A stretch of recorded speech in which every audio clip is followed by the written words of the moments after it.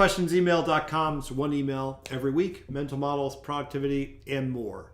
By the way, I am going to say I've been asked by my wonderful friend, Dr. Trevor Kashey, to make sure that there's a black outline around these letters from now on. I am going to do that. I promise I will do that. So this week, I just had a really interesting conversation. I was invited to be on a podcast about marketing. And marketing is what I do in my day job. So you probably can't tell from these things. But that's what I'm talking about. And we're talking. And I realized, I'm not talking about marketing nearly at all on this podcast, right? I am talking about game theory.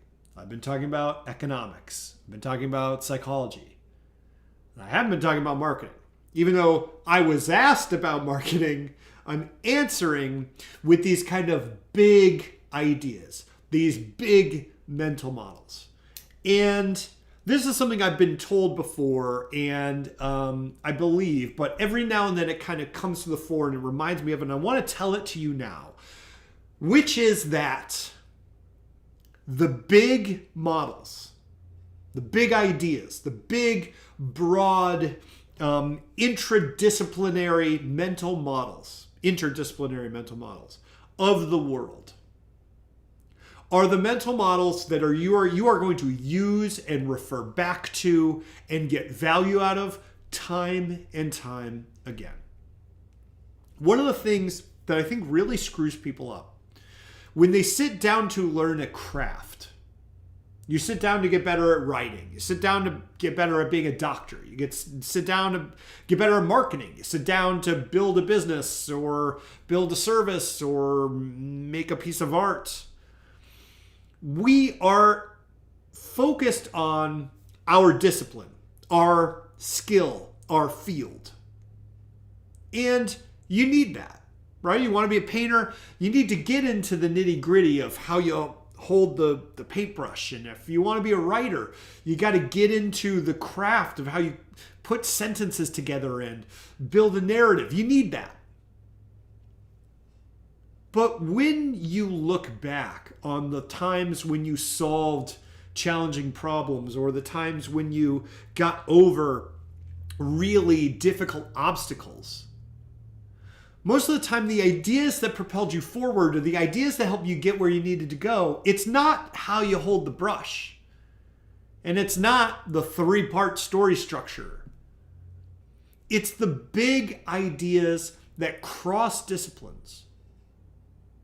I'll give you an example. Because lately I've been most interested in game theory. And game theory isn't something I understand particularly well by any means. By any stretch of the imagination, I'm not an expert. But as an initiate, a novice, a newbie, I find game theory really fascinating.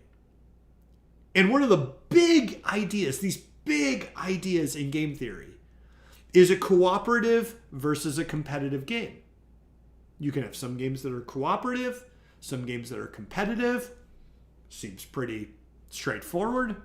But as an idea, as a model, what you start to do is look around and say, okay, well, I'm learning from game theory that a game, in a game theoretical sense, can be a variety of things. It could be two business competitors interacting. It could be two people in a relationship. And that these games that we set up between each other, they can change over time. They can start cooperative and they can go competitive. And then if they go competitive, certain things start to happen and a certain downward spiral can emerge. And all of a sudden you have a mental model that will help you understand everything from why you're about to get a divorce to why American politics is so split. That's a big mental model. That's a big idea. I'll give you another example. I read this book called Seeing Like a State. And Seeing Like a State is this fascinating treatment of a big idea, single big idea in variety of different historical settings and political settings. And the basic idea is if you want to affect a system, the system needs to be legible, which means it needs to be abstracted out. You need to put numbers to it.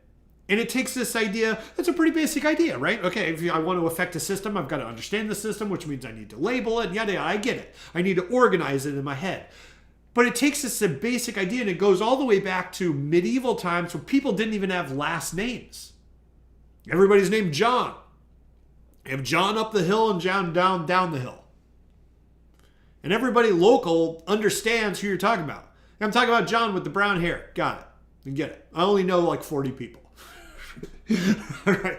I don't know a lot of people in medieval Europe, right? But if you're the lord of the manor and your job is to tax these people based on what they own, well, you don't know who John up the hill is or John down the hill. And if you're trying to figure out which one owns the field and somebody says, well, John owns it. And you're like, well, yeah, but which John? I've never even met these people.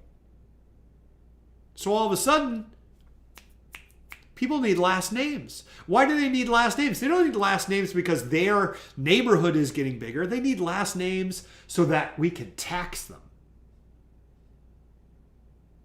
And that's a big idea that gets all the way into the design of cities. How cities need to be legible and built on grids with big roads. Not so people can find their way around, but so we can deploy the military. It's a big idea. It applies in a lot of different places.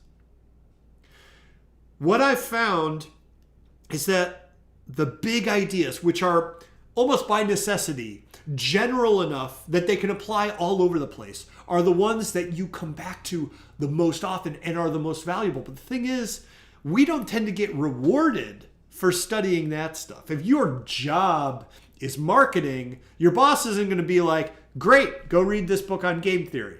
Unless they're cool. If your job is teaching or your job is to make a painting, people don't expect you to be reading a book on statistics or physics or biology or engineering, even though that's where some of the biggest ideas are. So the thing I'm going to ask you to do is to think about some big ideas that you might be able to pull from completely different fields. Things that have no, immediate, obvious, visible connection to what you do every day. And see if you can't take some of those ideas, go get a book on statistics, on biology, economics, the big fields, the humanities, the things that are so fascinating, that are completely separated from whatever you do. If you're a doctor, maybe get a book on poetry. If you're a poet, maybe get a book on biology. And see if you can't pull out one of these big ideas, these big models of how the world works. Take it from one place and apply it to what you do. And if you can do this, what you're going to find is that you start to come up with ideas and see connections that nobody else sees. It is one of the most rewarding things about reading across a variety of fields. And I hope that you do it. And I hope that you enjoy it, because learning should be fun. I hope that you are having a wonderful day. I hope you are happy and healthy and safe. And I will see you tomorrow. Oh, by the way, if you like this and you want more, betterquestionsemail.com, 1 email a week. It's good. Tomorrow, I got one coming out tomorrow, and it is a doozy. Check it out. See you then.